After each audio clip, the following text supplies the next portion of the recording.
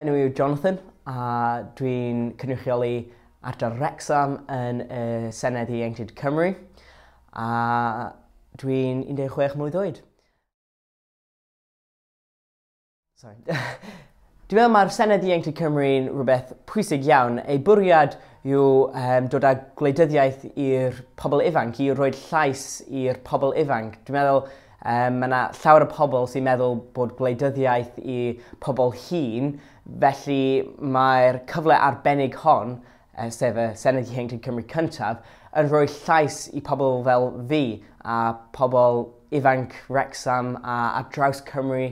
Dydy ddim peth newydd, mae nifer o gwledydd yn Ewrop ac ar draws y byd gyda seneddau ieuenctid, felly mae'n braint mawr i ddeud bod Cymru nawr efo senedd.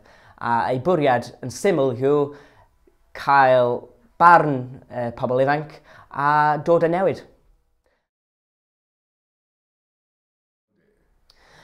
Do, mae yna llawer di fynd ymlaen ar y cyfryngau amdano y penwythnos sydd jyst i bod lawr yng Nghaerdydd.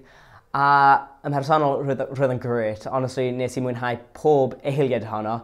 Am nifer o resymau, really. Roedd y pobl, y 60 aelod arall, mor neis, bod nifer yn meddwl pethau wahanol yn gwleidyddol, llawer o pleidiau wahanol, barnau wahanol, ond roedd yna un peth oedd yn cysylltu ni, yn union ni fel senedd, a hwnna oedd un peth yn gyffredin, bod ni eisiau dod â newid, rydyn ni yna am reswm, jyst gwrando a cynrychioli pobl ein ardal ni.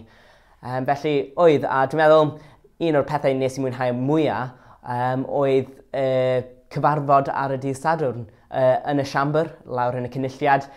Roedd o'n peth hanesyddol, really, bod ni yw'r pobl cyntaf Senedd Ieuenctid Cymru i eistedd mewn sedd aelodau'r cynulliad, i sefyll a gwneud ein ariaethiau, a trafod ein pethau sy'n pwysig i ni a pwysig i pobl ifanc ar draws Cymru i gyd.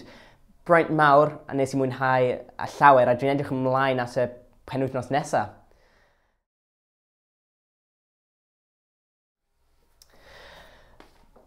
Dwi'n meddwl mae'n pwysig iawn i cynrychioli pobl ein ardaloedd. Da ni wedi cael ei ethol i deud ein barn ein hun, a jyst mynd lawr i'r senedd a deud dwi'n meddwl. Felly mae'n hynod o bwysig i cael barn y pobl. A dwi'n meddwl, hyd at hyn, dwi wedi cynnal nifer o holiaduron. Maen nhw wedi fynd allan ar cyfryngau fel Twitter, dwi wedi rhoi ar Instagram, Facebook. Dwi wedi cael llawer o response. Mae llawer o pobl wedi dod nôl atai a deud ei barn am pa materion sydd yn pwysig i nhw. Dwi'n gobeithio mynd o amgylch ysgolion ac yn ysgol hyn yn gwneud cyflwyniadau ar beth yw'r senedd, pethau sydd yn mynd ymlaen yn ein byd heddiw fel Cymru. A yn sicr, dwi'n gobeithio gweithio ymysg gyda aelodau seneddol, Senedd Ieuenctid arall fel Tallulah Thomas o South Clwyd. A dwi'n meddwl mae hynny'n pwysig, ddim jyst bod yn arben ein hunain.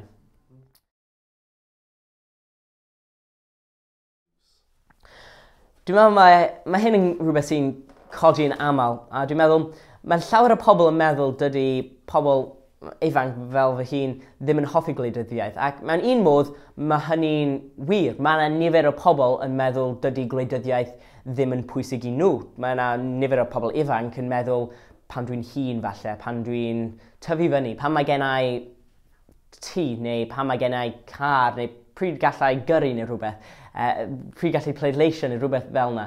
Ond yn fy marn ni, a beth bys ni'n deud i rhywun sydd yn deud y pethau yma, a meddwl y pethau yma, yn personol, dwi'n meddwl mae gwleidyddiaeth i pawb. Dydy o ddim yn pethau, mae o, ond dydy o ddim jyst yn pethau da ni'n gweld ar y teledu. Mae'n effeithio arna chi, mae'n effeithio arna fi. Os mae rhywun yn gwneud penderfyniadau ar ariannu tai, mae'n hawdd jyst i edrych dydy o ddim yn effeithio fi nawr. Ond beth bydd yn digwydd mewn 5 mlynedd, a pan da chi'n barod i prynu tŷ neu rhywbeth, mae popeth sydd yn digwydd mewn gwleidyddiaeth am effeithio ti rhywedeg. Falle ddim nawr, ond bydd o. Felly dwi'n meddwl mae'n hynod o... dydy o ddim yn gwneud synwyr i pobl deud, a pobl ifanc deud, dydy o ddim yn effeithio fi.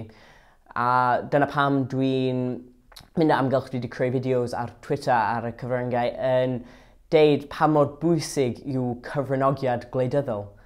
Herwydd mae o. Dwi'n wirioneddol yn credu dyla mwy o pobl ifanc pleidleisio. Oherwydd gall y pleidleisiau yma newid popeth.